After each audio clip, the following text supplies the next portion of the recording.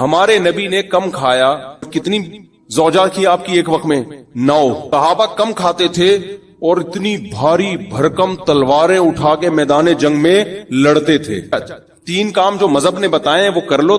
سمجھدار ڈاکٹر بھی اسی کا مشورہ دیں گے انشاءاللہ. جو مذہب نے 3 کام بتائے ہیں نا صحت کے حوالے سے وہ کر لو. نمبر 1 مذہب گوشت کھانے کی آپ کو ترغیب دیتا ہے تو کھا لیا کرو. ایسا نہ ہو کچھ تحقیق بدل جائے اور بعد میں کہے کہ جی وہ جو گوشت نہیں کھاتے ان کو ہارٹ اٹیک کا خطرہ زیادہ ہوتا ہے. ٹھیک ہے نا, ایسا نہ ہو کہ الٹا ہو جائے معاملہ. جو کھا رہے ہو تو اپنی ذمہ داری پہ مر جاؤ, کوئی مسئلہ نہیں ہے. پہلی بات گوشت نہ چھوڑو. دوسری بات آپ نے کیا کرنا ہے, ہمارے نبی صلی اللہ علیہ وسلم زیادہ کھایا کرتے تھے یا زیادہ کھانے کی ترغیب دی ہے یا بھوکا رہنے کی ترغیب دی ہے؟ کم کھانے کی نہیں, بھوکا رہنے کی. کم کھانا تو بہت کم کھانے کا مطلب کھائیں. ہمارے نبی کی جو سیرت ہے وہ ہے اے اللہ ایک وقت کھانے کو ملے تو شکر ادا کروں اور ایک وقت بھوکا رہوں میں تو صبر کروں میں.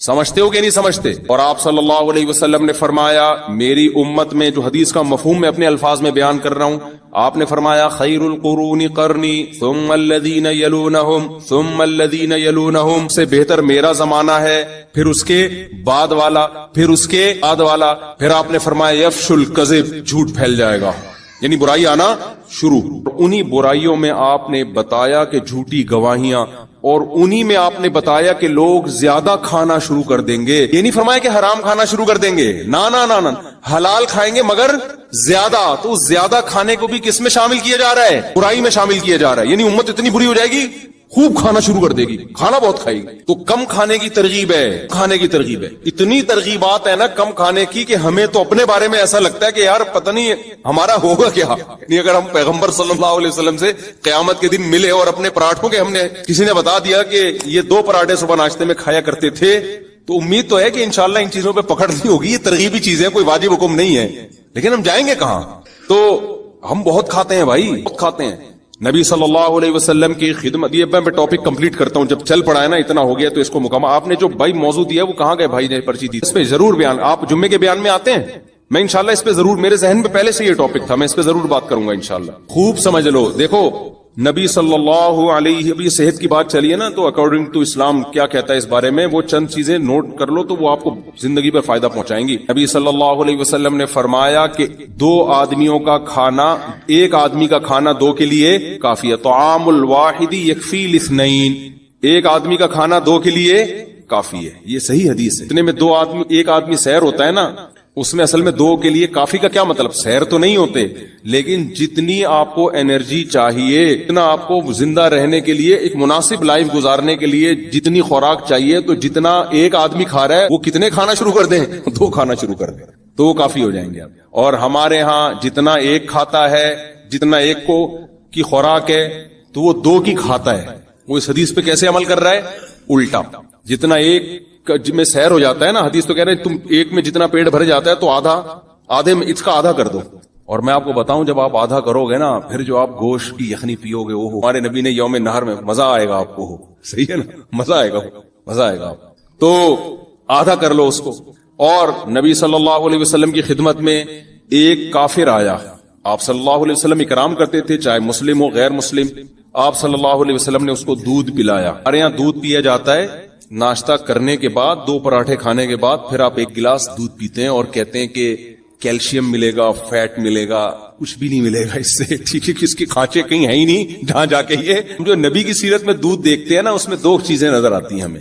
ایک تو شدید بھوک میں, بھوک مٹانے کے لیے دودھ پیا گیا ہے, یعنی دودھ ایز اے کھانا استعمال کیا گیا ہے.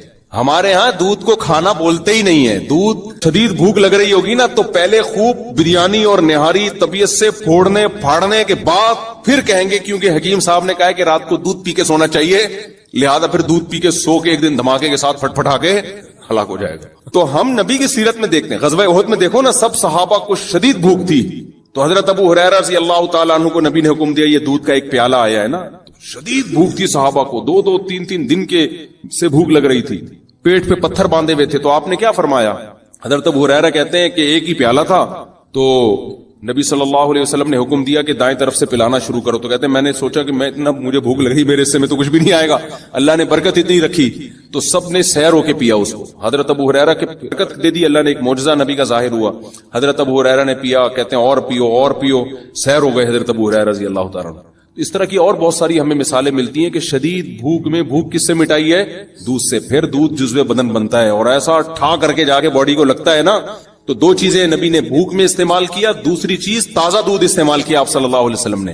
بوائل دودھ نہیں استعمال کیا, یعنی جہاں تک ہماری معلومات ہیں تازہ دودھ.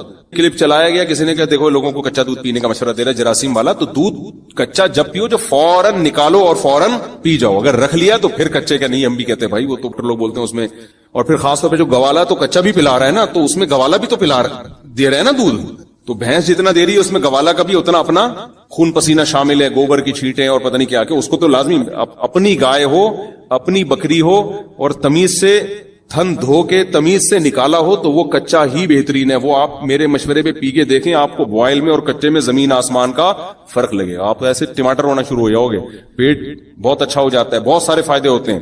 تو ہمارے نبی نے ہمیشہ دودھ حلب الشاتا, دودھ نکالا اور دودھ پیا, کچا پیا ہے. تو یہ دو چیزیں. خیر, تو میں عرض کر رہا تھا کہ کچھ لوگ آئے آپ صلی اللہ علیہ وسلم کی خدمت میں, تو ان میں غیر مسلم بھی تھا, تو آپ نے اس کا اکرام کس سے کیا؟ بھوک لگ رہی تھی سب کو تو آپ نے دودھ پلایا. آپ نے 7 پیالے دودھ پیے اس غیر مسلم نے. پہلے کے پیالے بھی بڑے بڑے ہوتے تھے, ایک پیالہ آپ نے فرمایا اور اس نے کہا اور, دوسرا آپ نے فرمایا اور اس نے کہا اور, 7 پیالے ہمیں پہ اس نے کہا بس میرا پیٹ بھر گیا, سیر ہو گیا, چلا گیا, مسلمان ہو گیا. وہ نبی کے اخلاق اور آپ کی سیرت کو دیکھ کر اگلے دن دوبارہ آیا, پھر آپ نے دودھ پیش کیا, اس نے ایک پیالہ پیا, آپ نے دوبارہ پیش کیا, اس نے کہا شبیعتو, میں سیر ہوں. یہی بات سمجھ. حالانکہ اس کو نبی نے کم کھانے کی ترغیب, اس کو تو اسلام ابھی سیکھنے کا موقع ہی نہیں ملا نا. تو ایسے موقع پہ آپ نے فرمایا الکافر یأکل فی 7 امعاء, کافر 7 آنتیں بھرتا ہے, والمؤمن یأکل فی معا واحد, مومن ایک آنت بھرتا ہے. مطلب مومن کی خوراک کافر سے 7 گنا کم ہوتی ہے. ان صحابی کو نہ یہ پتا تھا کہ اس کو میڈیکلی مجھے کوئی فائدہ ہوگا اس کا, یہ بھی نہیں معلوم تھا.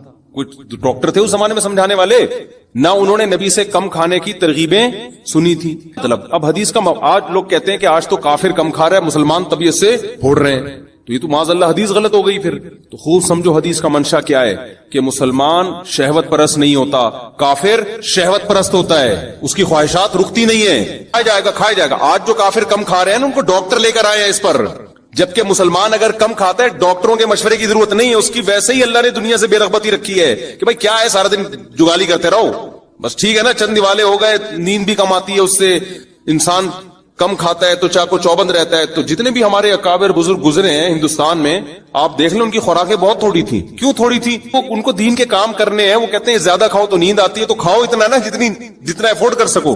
تو خواہشات سے انسان نکل جاتا ہے. تو آج جو کافر تھوڑا کھا رہے ہیں نا, وہ ڈاکٹروں کی رپورٹیں ہیں, ڈاکٹروں کے مشورے ہیں.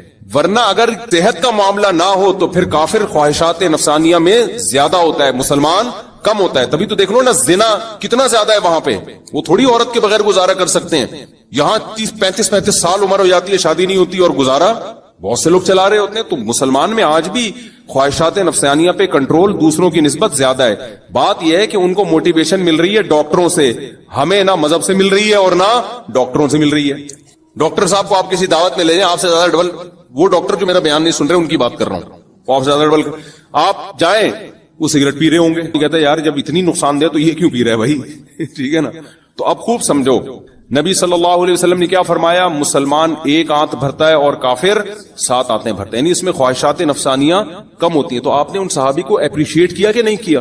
اگر یہ عمل غلط ہوتا تو آپ ان سے کہتے کہ تم جب کافر تھے تو تم نے 7 پیالے پیے تھے, تم نے اسلام قبول کر کے صرف 1 پیالہ پیا, یہ بالکل ٹھیک نہیں ہے, اس سے تمہارے جسم میں کمزوری ہو جائے گی. نہ. حالانکہ نبی صلی اللہ علیہ وسلم امت مسلمہ کو کمزور دیکھنا نہیں چاہتے. اگر یہ چیز کمزوری کا سبب ہوتی تو ہمارے نبی کیا فرماتے کہ کمزور مومن اللہ کو طاقتور سے زیادہ محبوب ہے, لہذا کم کھاؤ تاکہ کمزور ہو جاؤ.